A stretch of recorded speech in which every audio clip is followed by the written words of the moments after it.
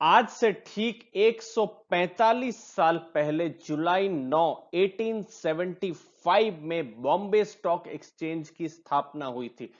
आज है जुलाई 9 2020 और 145 साल कंप्लीट कर चुका है बॉम्बे स्टॉक एक्सचेंज। तो दोस्तों आज के वीडियो में बहुत कुछ जानेंगे बॉम्बे स्टॉक एक्सचेंज के शेयर के बारे में। डिविडेंड देने जा रहा है, लगभग 1-1.5 महीने में डिविडेंड आपके अकाउंट में आ जाएगा अगर आपके पास इसका शेयर है तो वो हम आपको बताएंगे।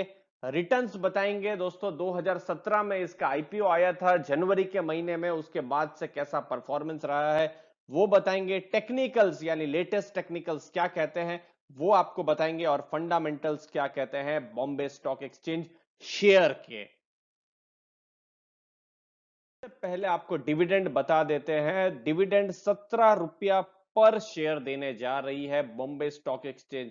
देखिए बॉम्बे स्टॉक एक्सचेंज बीएसई का जो शेयर है 500 रुपए के आसपास है। ये मैं जुलाई 8 का अगर बताऊं, जुलाई 9 को तो 523 हो गया है। कैलकुलेशन के लिए मैं 500 रुपए का स्टॉक का प्राइस पकड़ता हूं तो भी अच्छी खासी यील्ड यहां पर हो जा रही है।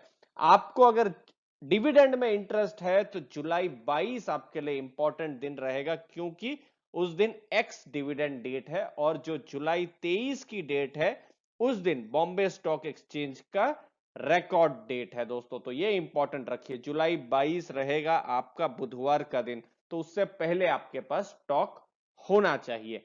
एजीएम होने वाली है, यानी एनुअल जनरल मीटिंग जो होती है वो होने वाली है जुलाई 30 को, जहां पर एक ऑफिशियली अप्रूवल मिलेगा इस डिविडेंड का कि डिविडेंड दिया जाए इन शेयर होल्डर्स को।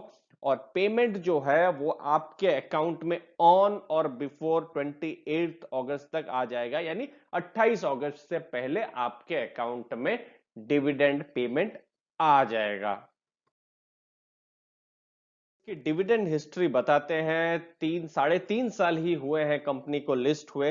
देखिए पिछले साल जून 2019 की बात करते हैं, 25 रुपए का डिविडेंड दिया था, जो कि इस बार दे रही है कंपनी 17 रुपए का। अब ये जून को ही पकड़ते हैं जो फाइनल रहता है। ये देखिए 2018 जुलाई में उन्होंने डिविडेंड दिया था 31 रुपए का दोस्तों।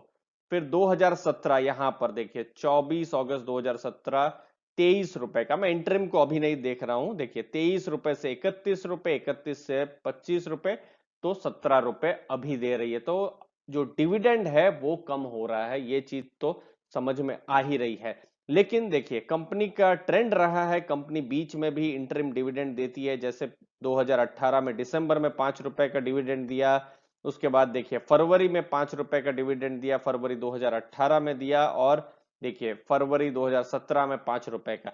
तो अगर ये 17 रुपए पकड़े और फिर बाद में हम एज्यूम करें मार्केट सही रहे, कंपनी का प्रॉफिट हो, तो 5-6 रुपए का प्रॉफिट अगर सॉरी जो डिविडेंड है वो मिलने की उम्मीद कर सकते हैं, बट वो कोई गारंटी नहीं है। अभी हाथ में तो 17 रुपए ही दिख रहे हैं जो ऑफिशियल है, और वो भी हम देख रहे हैं कि डिविडेंड यील्ड जो है, डिविडेंड यील्ड तो खैर बढ़ जाएगी, लेकिन जो डिविडेंड अमाउंट है वो कम हो रहा है, ये दिखने में बिल्कुल साफ नजर आ रहा है।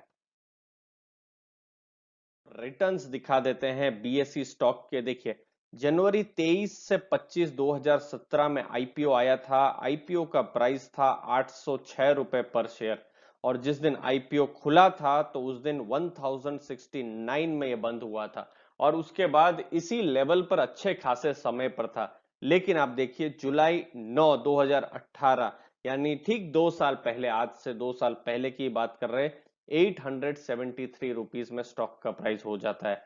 पिछले साल जुलाई 9 2019 को 592 रुपीज हो जाता है, और अभी का जो स्टॉक प्राइस है वो 500 है, 520 के आसपास है। यानी कि बहुत ही सिंपल में अगर हम कहें कि जो क्लोजिंग प्राइस था, ये वाला जो आपको दिखा रहे हैं आईपीओ के दिन का क्लोजिंग प्राइस, और अभी में स्टॉक का जो भाव है वो आधा हो गया है, 1/2 हो गया है दोस्तों। तो इसने अपने इन्वेस्टर्स को तो दुखी किया ही है, बॉम्बे स्टॉक एक्सचेंज के शेयर ने, बीएसई के शेयर ने। तो दोस्तों टेक्निकल्स बता दे। देखिए अप्रैल का महीना यहाँ के जो टेक्निकल्स है वो बता देते हैं। देखिए उस समय पे आप देख सकते हैं जो आरएसआई था बिल्कुल नेगेटिव टेरिटरी में यहाँ पर था, 30 से भी नीचे था, और जब ये होता है तो ये ओवरसोल्ड रीजन हो जाता है और जनरली उसके बाद स्टॉक का भाव बढ़ता भी है। यहाँ पर डोजीज भी थे और स्टॉक अच्छा खासा बढ़ा भी था। लेकिन दोस्तों एक चीज यहाँ पर मैं प्रैक्टिकली बताऊं, ये अप्रैल का बिल्कुल शुरुआत का समय था जब बहुत बड़ा पैनिक भी था मार्केट में, लॉकडाउन अनाउंस हुआ था, तो कुछ पता नहीं था कि, और इनफैक्ट आपने हर स्टॉक में देखा होगा इसी तरीके का ही सब कुछ मूवमेंट रहा होगा। लेकिन देखिए उसके बाद हमने यहाँ पर EMA 10 और EMA 21 को लिया है। इसके बाद देखिए EMA 10 ने यहाँ पर पार किया EMA 21 को, लेकिन उसके बाद भी स्टॉक यहाँ पर कंसोलिडेटेड ही रहा है, यहाँ पर आप देख सकते हैं। फिर यहाँ पर देखिए दोनों लाइंस जो है EMA 10 और 21 एक एक ही लाइन पे ही थी, तो यहाँ पर भी इस लेवल पर भी कंसोलिडेटेड रहा है।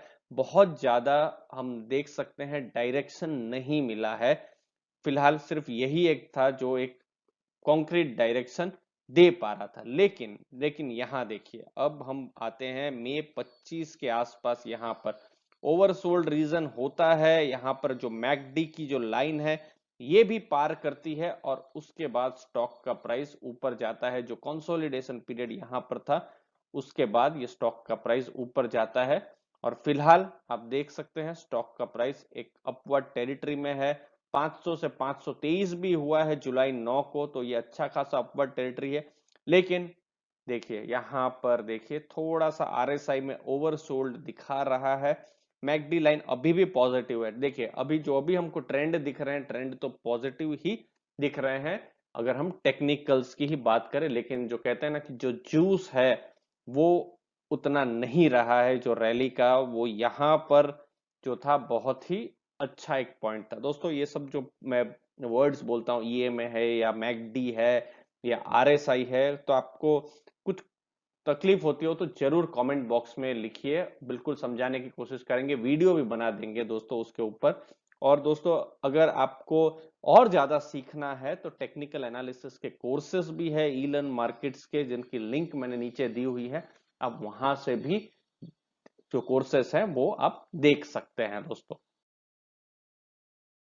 बेसिक फंडामेंटल्स, और इससे बहुत कुछ समझ में आ जाता है कि क्यों स्टॉक का प्राइस आधा हो गया है। देखिए आज की तारीख में मार्केट कैप है 2250 करोड़ के आसपास, यानी आज की तारीख में BSE का शेयर एक स्मॉल कैप शेयर है दोस्तों, ये मिड कैप भी नहीं है, ये स्मॉल कैप का शेयर है।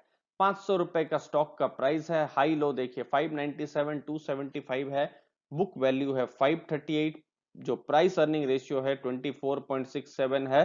अब देखिए डिविडेंड तो दे रही है 3.40% जो दिखा रहा है डेटा, लेकिन यहाँ पर जो ग्रोथ के जो फिगर्स है वो बहुत कंफर्ट नहीं देते हैं। देखिए ROC 6.86 है, रिटर्न ऑन इक्विटी 6.17 है, सेल्स ग्रोथ बिल्कुल ही नहीं है। और देखिए इसकी वजह से आप भी देखिए मार्केट ने भी उस हिसाब से कंपनी को आप देखिए पनिश किया हुआ है। आप देख सकते हैं कि स्टॉक का प्राइस भी बॉम्बे स्टॉक एक्सचेंज का गिरा ही है। हाँ, अगर कुछ पॉजिटिव है इन सब में, ये है कि जो डेट टू इक्विटी रेशियो है जीरो है, यानी जीरो डेट कंपनी है, प्लेज कुछ भी नहीं है, तो ये सब कुछ पॉजिटिव्स है बॉम्बे स्टॉक एक्सचेंज पर। तो दोस्तों फंडामेंटल्स फिर भी जैसे बहुत कंफर्टिंग नहीं है। देखिए डेट इक्विटी नहीं है तो, और डिविडेंड दे रही है, वो सब तो पॉजिटिव है ही, लेकिन अगर ग्रोथ ही नहीं है तो फिर वो बहुत ज्यादा कॉन्फिडेंस नहीं देता है। लेकिन अभी फिलहाल Bombay stock exchange mutual fund का भी काम कर रही है, लाइफ इंश्योरेंस में भी आ रही है, और स्टॉक का तो उनका काम है ही, और अच्छा खासा आजकल लोग ट्रेडिंग भी कर रहे हैं। तो अगर Q1 के जब नतीजे आएंगे, जब भी आने वाले होंगे, तब अगर कुछ ग्रीन शूट्स रहेंगे तो फिर हो सकता है इसकी री रेटिंग हो, स्टॉक का प्राइस और ऊपर भी बढ़ सकता है। तो उसका हमको तो सिर्फ वेट करना होगा दोस्तों। वीडियो कैसा लगा दोस्तों, जरूर अपना कमेंट बॉक्स में फीडबैक दीजिए। आप हमको ट्विटर में और फेसबुक में भी फॉलो कर सकते हैं। आपने अपना टाइम दिया, आपके टाइम के लिए बहुत बहुत धन्यवाद दोस्तों। Thank you very much.